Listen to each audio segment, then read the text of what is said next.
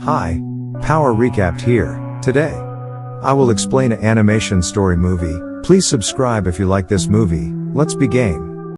This is an ancient story of the times when dinosaurs were alive. Then an asteroid hits the Earth and the dinosaurs were removed. Some people of Stone Age are shown and you can call them cavemen. They live in the caves, they escape somehow and see that asteroid. It has become cold but still was hot that they can't touch it. The cavemen get together and hold the asteroid one by one. It was hot, so they were jumping it. Likewise, others catch it. They hit it with their feet and start playing with it. Another man who was standing there was scoring them. It is shown in this movie how the football game was invented. The scene changes and the time after years is shown and it is still Stone Age. The people have started using stones correctly. People can make their houses and weapons with stones. A boy is shown named Doug and was talking to his grandfather. He was shaving with a beetle. He says to him in his language, "We should hunt a huge thing this year. We used to hunt small animals every year. Like a frog, and it can't feed us." His grandfather shows him the paintings on the stones and says the ancient people hunt a round thing. He gives him a spear and says, "We will hunt it if we saw this round thing." They leave for hunting. Reaching the forest, they see a rabbit and hold it and enjoy it at night while eating it. Then they feel like there is someone around them and throws their spears towards it. An arrow falls towards them and they notice a huge thing is coming to them. They all go to their caves after a man gets off from it. Doug was there because he has left his sheep outside. Doug has to save his pet pig. A man gets off that giant thing and was a governor of a country. He was seeing the people there being surprised. He comes there to take an orb and it was an old crystal-like thing. It sells at a high rate. The governor says he will do mining here because many things have fallen here which they can use. Doug gets scared hearing this because he doesn't want this. Doug goes to attack him with his tool but falls in a huge cart, in which this governor arrived with his companions. Doug gets faint here. He wasn't in his senses and when he awakes, he has reached their city. Doug gets scared reaching there and as he tries to move out its door shuts. He finds some people are going inside the stadium and he also goes inside.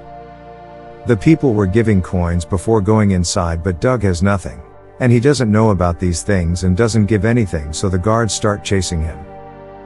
Doug was running but his foot slips on a soap and moves into someone's washroom.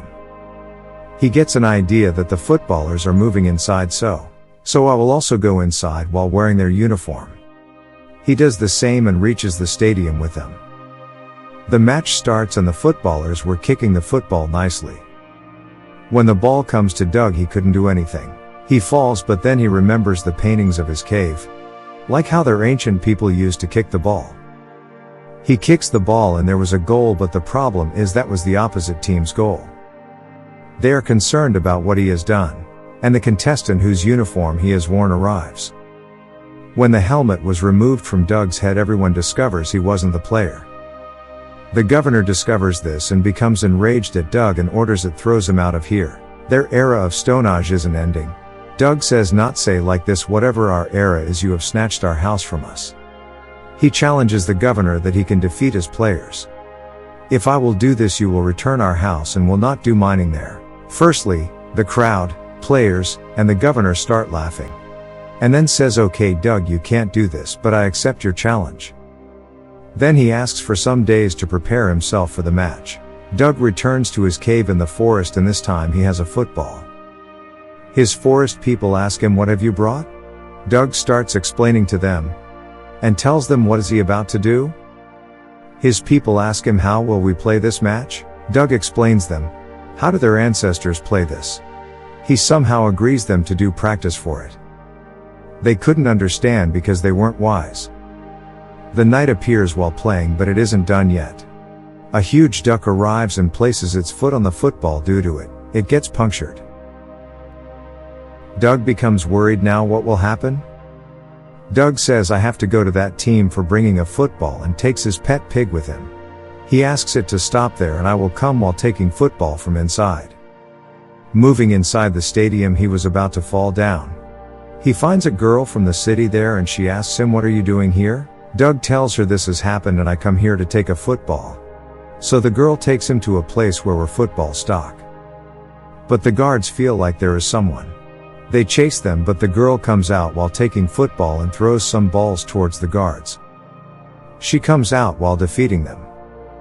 The girl reaches the caves in the forest where Doug lives with his family. She makes them understand that it isn't a joke, it will be a professional match. You have to do the practice, and your ancestors also played this game. So you don't need to be worried. I will teach you, and she makes them done a nice preparation. The governor discovers this and becomes worried that the cavemen are doing a nice practice. Doug is shown coming out of the forest, but the companions of the governor hold him. The governor takes him to a cave and warns him. He says, I know your ancestors played this game and they have made those paintings. But let me tell you, they didn't win any game. They didn't know how to play, and he was doing this so Doug will feel low. So he will not do practice and will lose the match. He says to Doug, do you remember the deal? I will leave your area if you defeat my players. But if you will lose, I will do mining in your area and your people will have to do a job under me. Doug gets scared hearing this and goes towards the forest to save his people. This couldn't be done quickly because the final match was the next day. Everyone was sitting. The governor was sitting and the Queen Ufifa also arrives. She was crazy about football and they were waiting for the match to start. Doug accepts his defeat because the governor asked him to do this.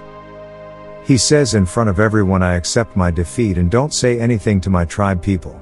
Occupy our area and I will do the job under you, but don't say anything to my people who are coming here. He was saying this meanwhile, his tribe people arrive while sitting on the huge duck. Doug forbids them while saying it is useless to play the match. But his grandfather says if we have come here we will play. He becomes wise after hearing his grandfather and refuses to accept his defeat. The match started and their opponent team was playing nicely at first. But they don't lose courage and were working hard. They were playing well against them. The governor discovers their goals were equal and asks the referee to leave the place and I will judge. I will do their scoring. The governor willingly gives marks to his city team and increases their goals. Doug doesn't like this because his grandfather also becomes injured badly in all this.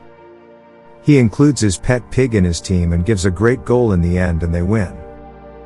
None deny this goal because it was a great goal. Everyone discovers Doug and his companions have won this game.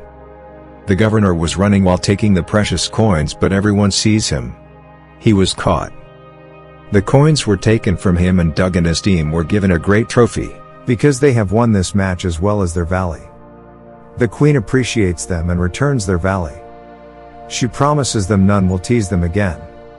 They happily move towards their valley. I hope you like the explanation. Thank you for watching.